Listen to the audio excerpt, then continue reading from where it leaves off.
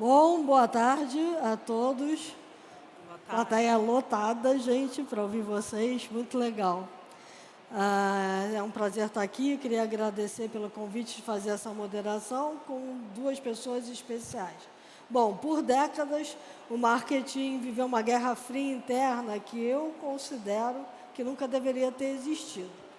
Mas a gente tinha, de um lado, a parte perene de longo prazo do branding, construindo o reconhecimento e a conexão emocional com a marca, né? E do outro lado, performance, medindo o pulso do negócio, a conversão, os cliques, o custo, a aquisição ali em tempo real. Orçamentos diferentes, métricas separadas, frequentemente agências separadas, né? Bom, a IA está implodindo essa lógica, mas não da forma como eu esperava a maioria de vocês. E a gente está aqui justamente para conversar sobre isso. As plataformas já não estão distinguindo reconhecimento de marca de conversão, né? Juntando uma coisa que devia estar junta lá atrás já. O algoritmo decide qual mensagem mostrar para quem, em qual momento da jornada.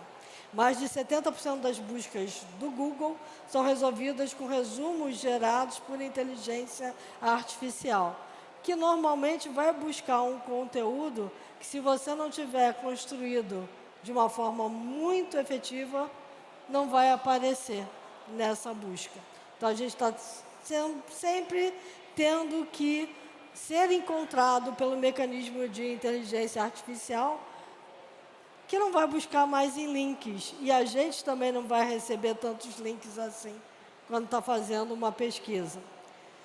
Quando qualquer empresa pode produzir infinitas variações de anúncio com IA generativa, o conteúdo em si também deixa de ser uma vantagem competitiva.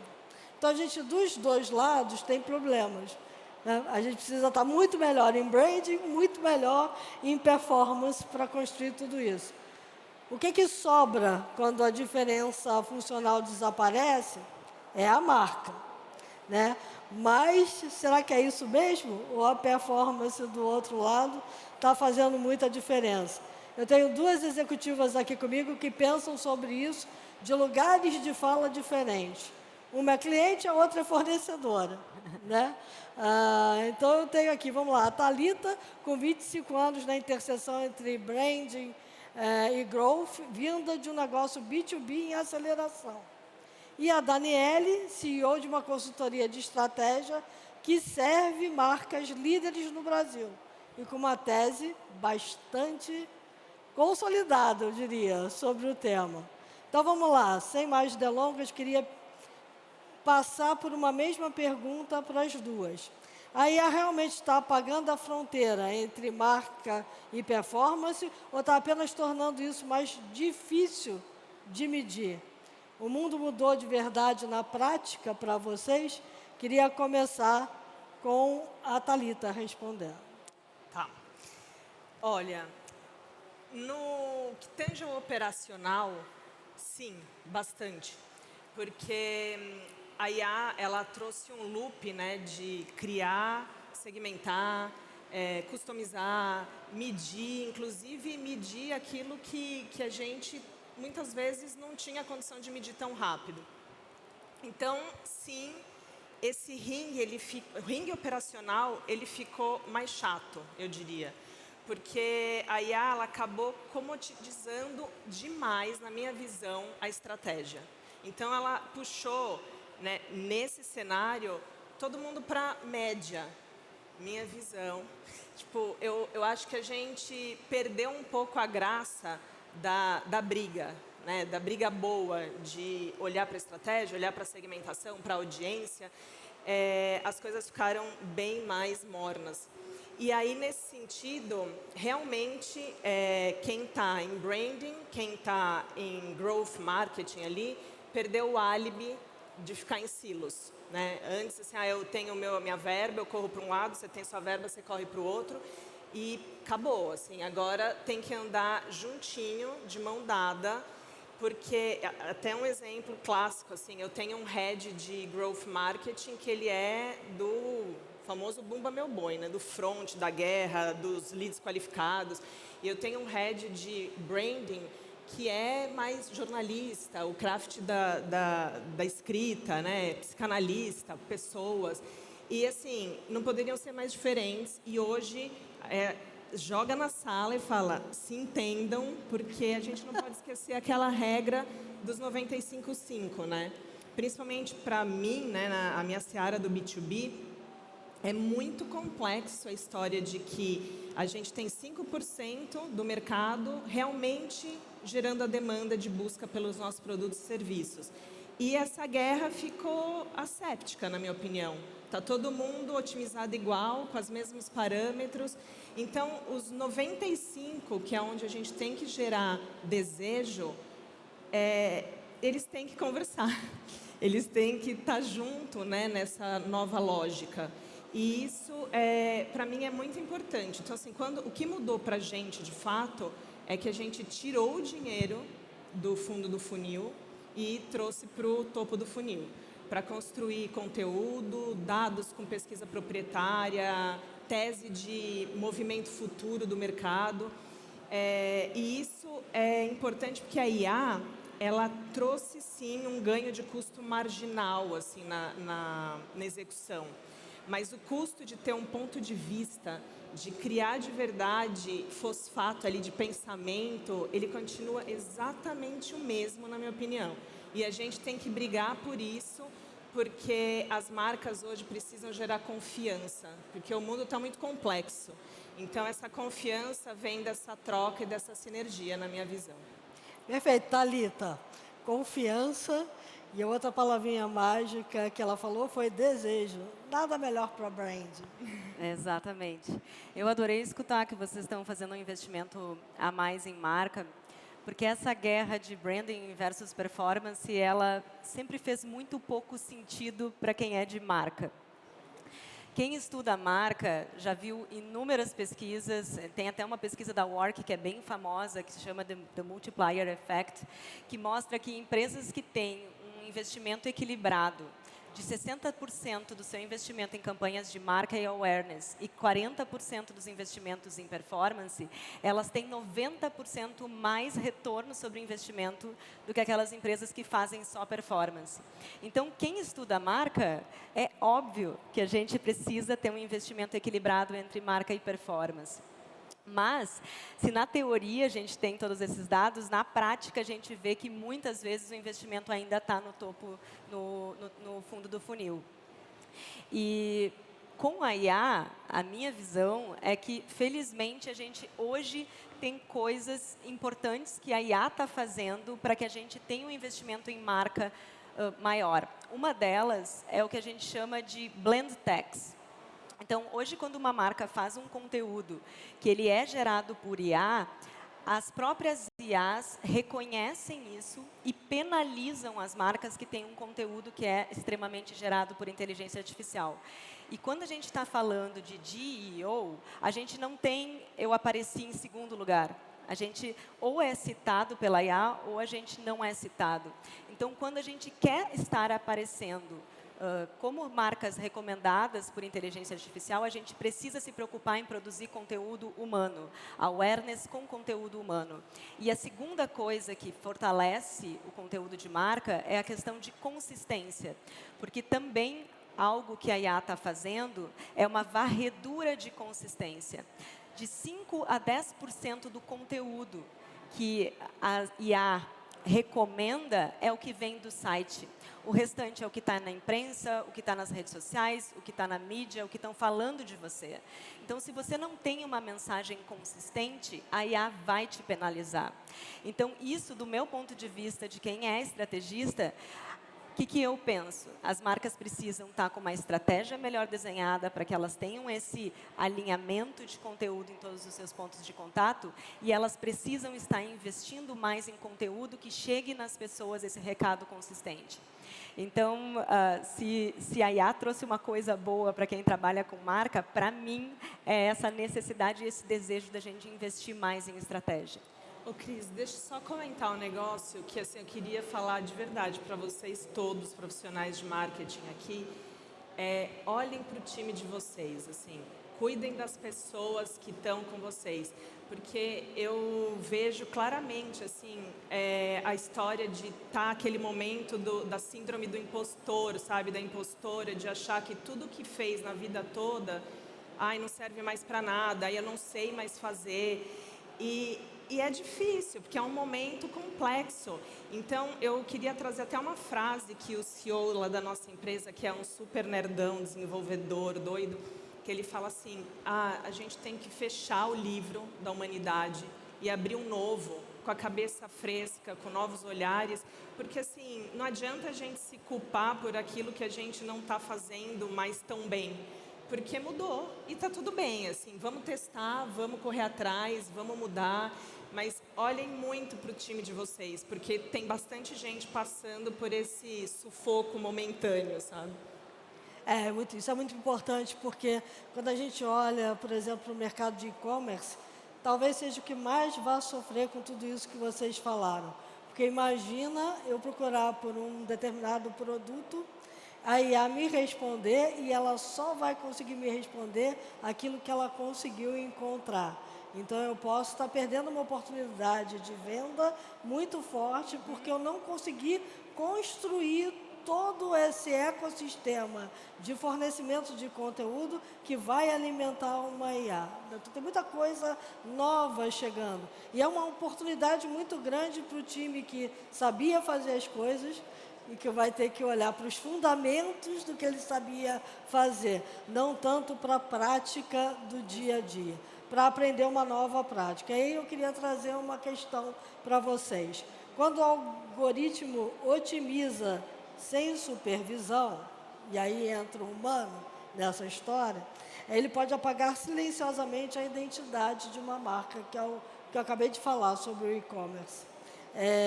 Priorizando o que converte sobre o que diferencia o amanhã.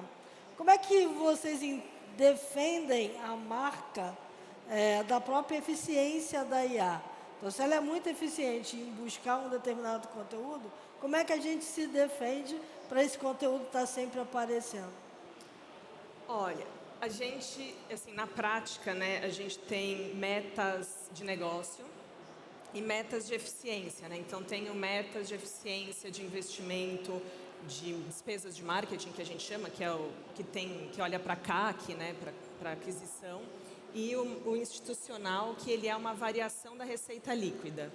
Então, olha esse momento que difícil, porque assim, a gente contrata uma meta lá no começo do ano, que passa 6 meses do ano e tudo já mudou muito. Então, a gente tirou dinheiro de despesas de marketing mesmo, né, para colocar em marketing institucional, fazendo pleito, porque acaba que a variação da receita líquida chega depois, né, quando você vai investir em branding, né? Performance, a gente sabe, é muito mais rápido, ou era muito mais rápido. E a gente, assim, tá num B2Bzão, né? Então, a Superlógica, ela é, tipo, a líder, né, de tecnologia, serviço financeiro para o mercado condominial e imobiliário. Então, a gente tem mais de 50% do market share. Então, sempre já foi muito difícil fazer performance. E aí, hoje, a gente realmente viu os números caindo, porque está todo mundo otimizando igual. E aí, a gente, contrariando tudo, por exemplo, a gente foi patrocinar o podcast do Chico Felitti, A Síndica, que tem tudo a ver com o nosso mercado, mas que, assim, é um super institucional, porque você coloca o produto lá dentro de maneira totalmente contextualizada, né, na linguagem de um jornalista, porque a gente não mexe, né, fala assim, ó, eu preciso vender isso, e você faz do jeito que você acha que cabe. E foi incrível, porque logo do primeiro lançamento, assim, né, logo que lançou, já ficou em primeiro lugar, né, nos mais ouvidos no Spotify. E a gente recebendo muito elogio do tipo, pô, que legal, eu entendi até melhor o seu produto. E aí, consequentemente, né, a busca também vai ser melhor.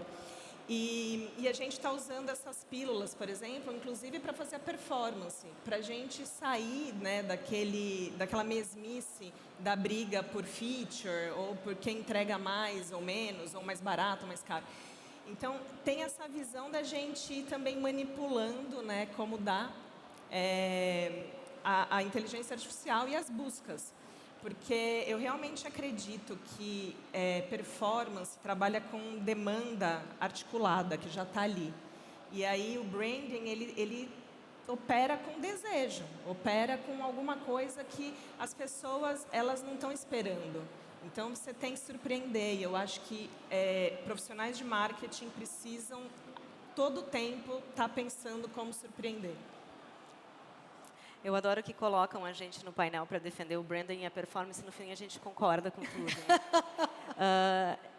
Voltando na tua pergunta, tu perguntou sobre o algoritmo sem supervisão. Isso. E eu acho que o erro começa aí, né? Na Cordão, a gente é completamente entusiasta de inteligência artificial. A gente remodelou todos os nossos processos para a gente ter um método de uso de inteligência artificial. E o problema começa aí em a gente achar que o algoritmo, em algum momento, pode ficar sem supervisão. A gente defende o conceito de soberania cognitiva quando a gente usa inteligência artificial, porque é muito fácil a gente ficar preguiçoso e achar que a gente vai delegar o nosso trabalho, a gente vai delegar as decisões, a gente vai delegar para uma suposta otimização. Só que o que é importante a gente entender é que a otimização ela é importante, a gente tem que olhar para isso, tem que olhar para dados, mas o algoritmo ele não surpreende. E a gente tem um fator humano, a gente tem um pulso que muitas vezes a gente precisa de fazer investimentos de coragem, sem a gente ter aquela otimização. Porque aquilo que a gente está otimizado já foi visto, já foi testado e a gente precisa inovar.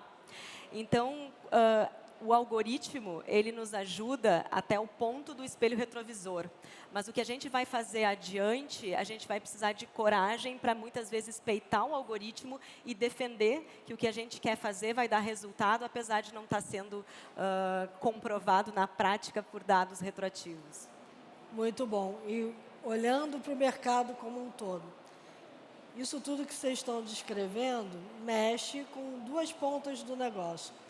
A ponta do investimento interno, né, onde eu vou botar o dinheiro para, na outra ponta, gerar o que a gente costuma dizer, mexer com o ponteiro do negócio, gerar realmente aquilo que faz diferença na sua vantagem competitiva.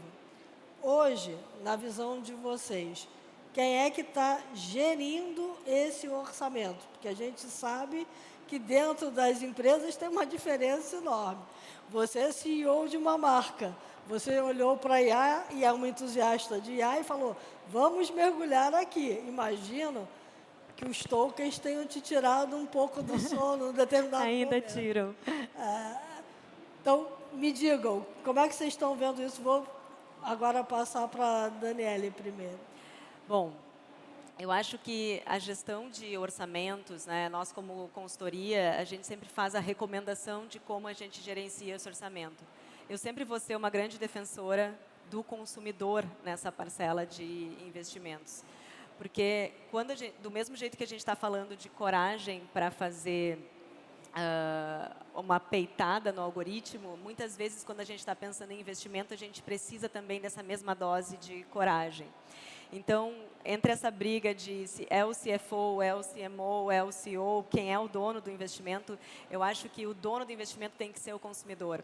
E assim como a IA, ela privilegia aquele conteúdo que é humano, nós também temos que privilegiar aquilo que é a aposta do consumidor, as tendências do mercado que a gente está fazendo. E na Cordão a gente tem um mantra que serve para tudo na nossa vida, que é clareza é poder. Então, quando a gente sabe quem a gente é, qual é o nosso posicionamento, aonde a gente quer chegar, o investimento de o que a gente precisa investir, ele fica muito mais claro, muito mais fluido e nos dá coragem para que a gente faça apostas de longo prazo, que nem são sempre fáceis de fazer em curto prazo. Então, para mim, o dono da verba é o consumidor. Eu sou mais braba. Eu acho realmente que, assim, o CMO e o time de marketing é dono do orçamento de marketing. E por quê? Assim, eu acho que o algoritmo, ele otimiza muito bem a verba. E, assim, ótimo. Acho que a gente acaba ganhando com isso em alguns pontos. O CFO, ele é um cara que tem que cuidar, né, para a conta fechar no curto prazo, e esse é o papel dele. E aí, quando a gente chega no CMO e no marketing, é quem toma decisão, e esse é um pouco do que a Dani falou de coragem. Assim, você tem que ter coragem. Então, assim, eu já abri mão de parte de orçamento meu para melhorar suporte. Porque uma marca de recorrência não faz o menor sentido você tentar construir uma marca com suporte deficitário. Porque assim, o cliente vai morrer, né? Então, isso é coragem. Porque você falar assim, pô, eu vou tirar daqui, porque você faça melhor aí, porque senão, cara, o meu trabalho também fica, né, numa situação complicada. Tem essa dose, né? E para mim eu acho que a economia do marketing que delega, né, o orçamento para IA, para outras pessoas, ela fica uma coisa de mineração. Ela vira uma mineradora, sabe, de demanda, porque a demanda ela pode trazer resultado no curtíssimo prazo, mas a longo prazo fica um terreno infértil, né? E a gente acaba não conseguindo construir o que precisa construir. Então, na minha visão, sim, é o CMO, é o marketing que define, porque a IA não tem coragem. Isso é uma boa fala. Não, e até porque, dentro das empresas hoje, o departamento mais próximo do consumidor é o marketing. É o que está mais no pulso do consumidor, no pulso das tendências de mercado e, via de regra, é o que tem mais coragem também, né? Então, bacana, a gente tem um minutinho ali para terminar. Eu ia pedir uma palavra das duas, uma mensagem para quem está nesse mercado agora encarando essa dificuldade de virar o ponteiro para a IA. Então, muito rapidamente, vocês falaram em desejo e coragem. Qual a outra palavra que todo mundo tem que ter na cabeça? Confiança, a gente falou. Falou também. Eu acredito que o ecossistema da marca precisa gerar confiança para ela ser escolhida também. Porque o consumidor está, né, nessa complexidade, está sendo, né, assim, metralhado de coisa e ele precisa enxergar algum diferencial. Então, essa construção de diferencial e de confiança nunca teve tão necessária como hoje, assim, na minha visão. Para mim, a palavra sempre vai ser clareza. Se no mundo de excesso, clareza é poder, no mundo de inteligência artificial, clareza é um superpoder. Então, eu fico com a clareza para sempre. Perfeito. Super obrigada. Espero que tenha sido útil para vocês, da audiência. Obrigada, pessoal. Obrigada, gente. Bacana.